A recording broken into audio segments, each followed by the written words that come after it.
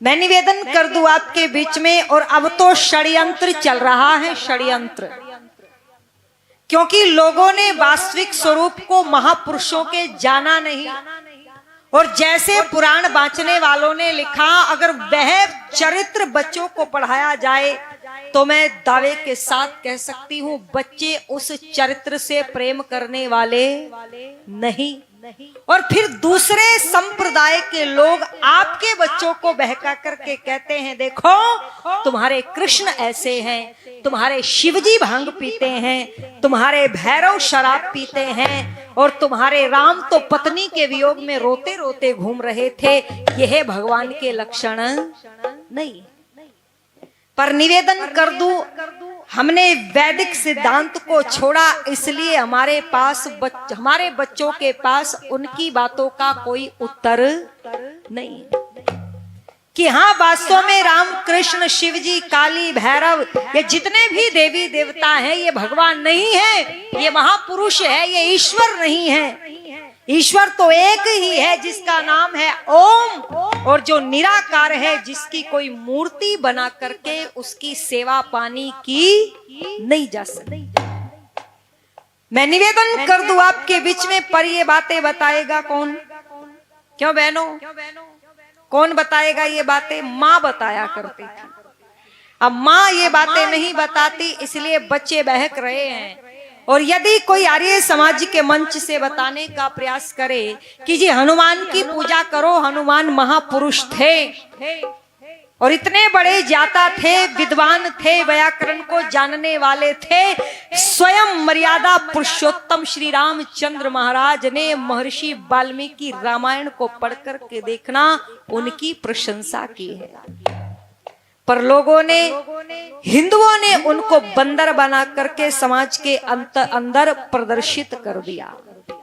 जो दूसरे लोग थे उन्होंने उपहास बनाया, मजाक उड़ाया, और तुमसे और तुम्हारे बच्चों से कहा, देखो ये तुम्हारे बंदर को दिखा करके ये तुम्हारे भगवान देखो क्या कर रहे हैं। ऐसा होता है या नहीं होता है? मैं निवेदन कर दूं, फिर आपके बच्चे अपने महापुरुषों का सम्मान करना बंद कर देते हैं। और यही कारण है कि फिर वो खड़े होकर के कहते हैं, अदालत के अंदर हमें लिव इन रिलेशनशिप में रहने की अनुमति चाहिए। जज कहता है मेरी संस्कृति नहीं है बिना विवाह किए शादी पति पत्नी की तरह बेटा और बेटी रहे, यह भारतीय संस्कृति नहीं है। तो आपके बच्चे अदालत में उस जज से प्रश्न करते हैं, जब राधा और कृष्ण रह सकते हैं तो हम क्यों नहीं रह सकते?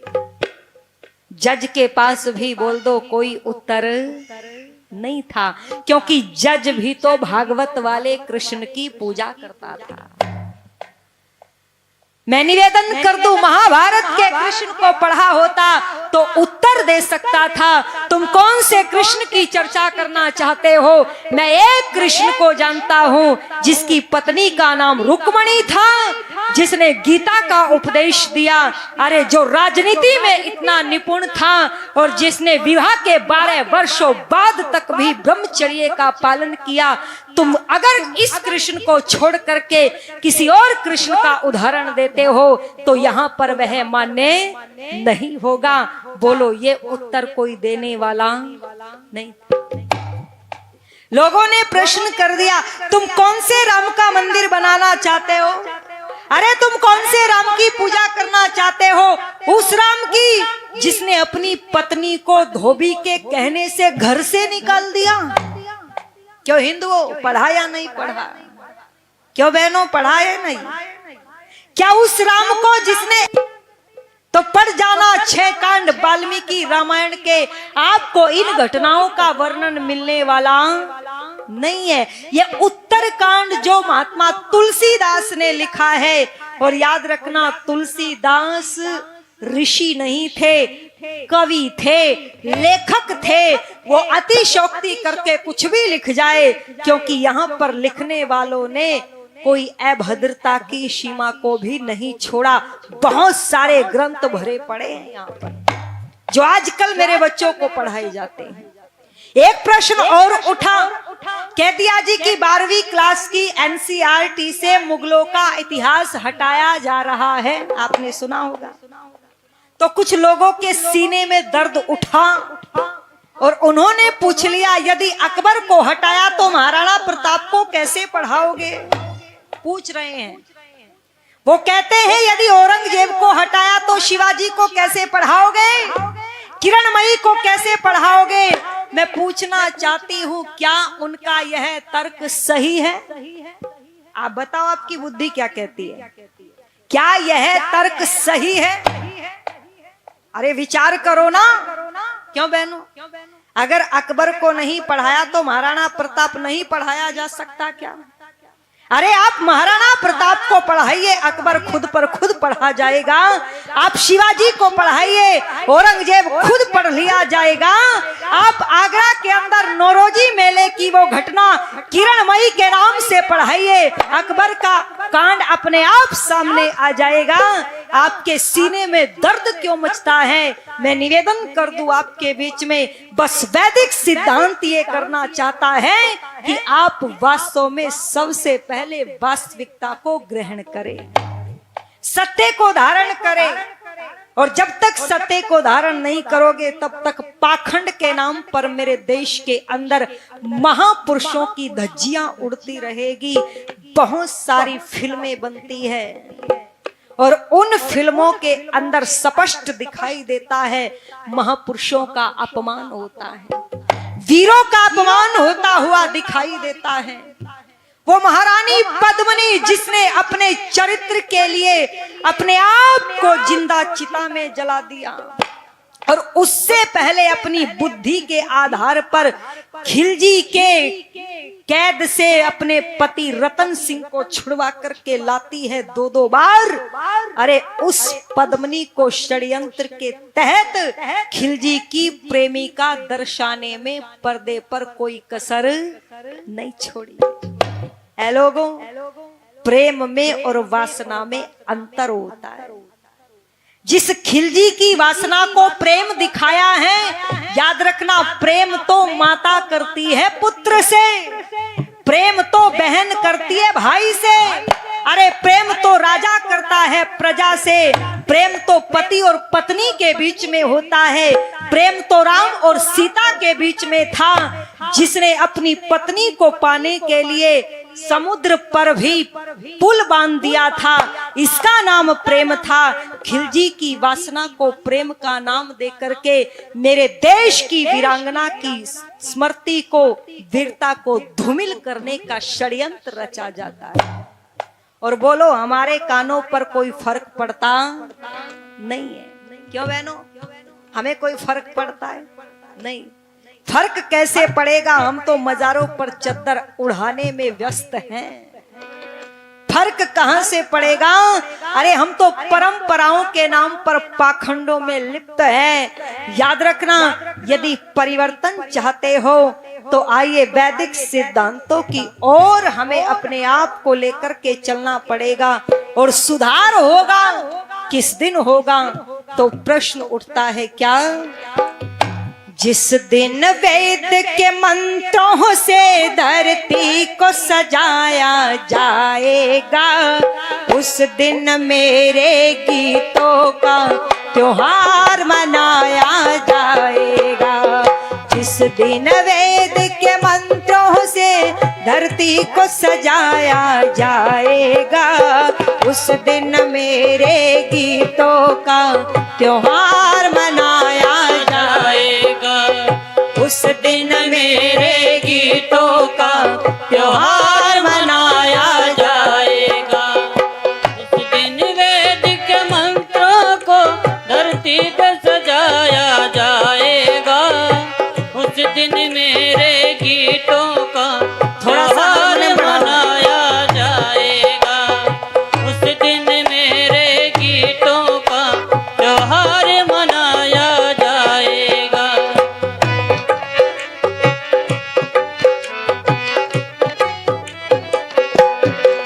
और कैसा दृश्य होगा?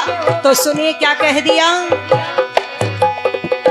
खेतों में सोना उगलेगा,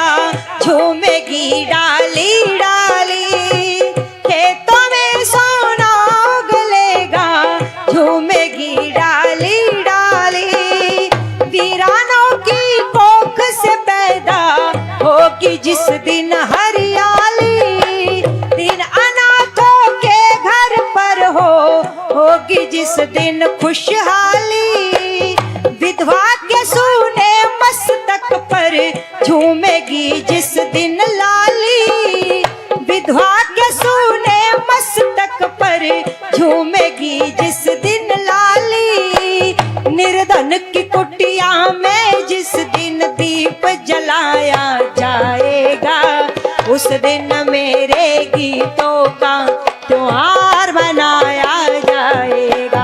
अरे उस दिन मेरे गीतों का त्योहार मनाया जाएगा।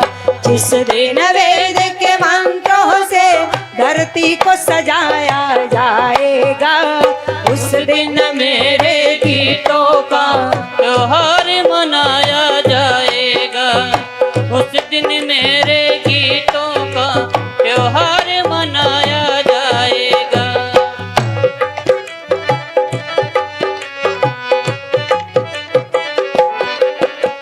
पाखंडों से निकल करके यहाँ पर यज्ञ हुआ करेगा, और जब यज्ञ होगा तो कैसा वातावरण होगा, तो क्या कह दिया,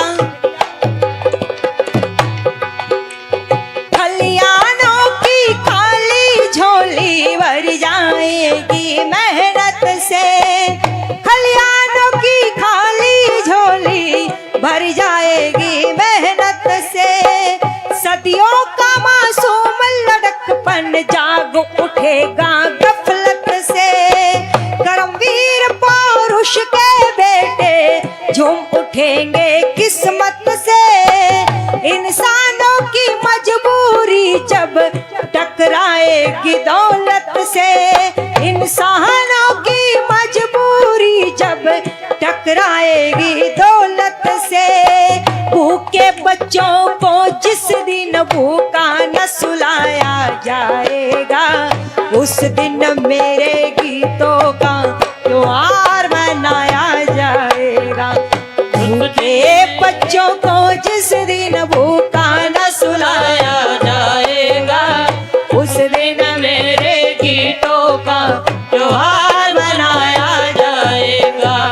जिस दिन वेद के मंत्रों से धरती को सजाया जाएगा, उस दिन मेरे गीतों का त्योहार मनाया जाएगा। उस दिन मेरे गीतों का त्योहार मनाया जाएगा।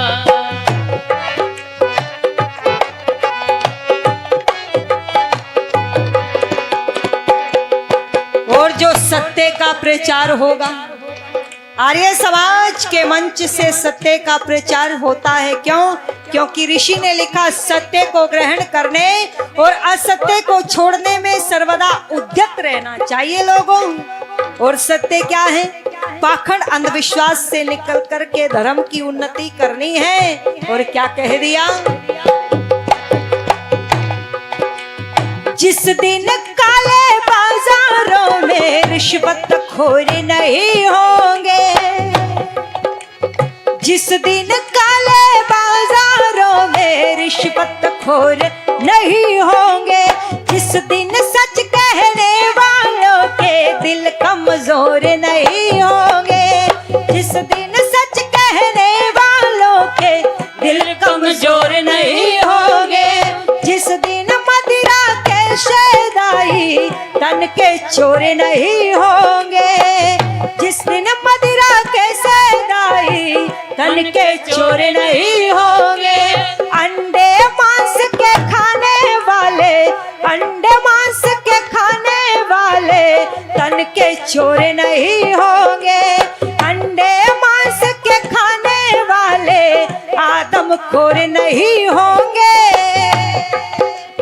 झूठी रस्मों को जिस दिन नीलाम कराया जाएगा, उस दिन मेरे गीतों का त्योहार मनाया जाएगा। अरे उस दिन मेरे गीतों का त्योहार मनाया जाएगा। जिस दिन वेद के मंत्रों से धरती को सजाया जाएगा, उस दिन मेरे गीतों का त्योहार मनाया जाएगा। उस दिन मेरे गीतों का त्योहार मनाया जाएगा। और क्या तो सुनेगा। जिस दिन वीर शहीदों की कुर्बानी की पूजा होगी, सब कुछ दिया देश के हित बलिदानी की पूजा होगी, सब कुछ दिया देश के हित बलिदानी की पूजा होगी। वीर हकीकत वीरों के बलिदानों की पूजा होगी, वीर शिरोमणि झांसी वाली की यहाँ पूजा होगी। दयानंद के सपने को साकार कराया जाएगा, उस दिन मेरे गीतों का त्योहार मनाया जाएगा। अरे दयानंद के सपने को साकार कराया जाएगा, उस दिन मेरे गीतों का त्योहार मनाया जाएगा। जिस दिन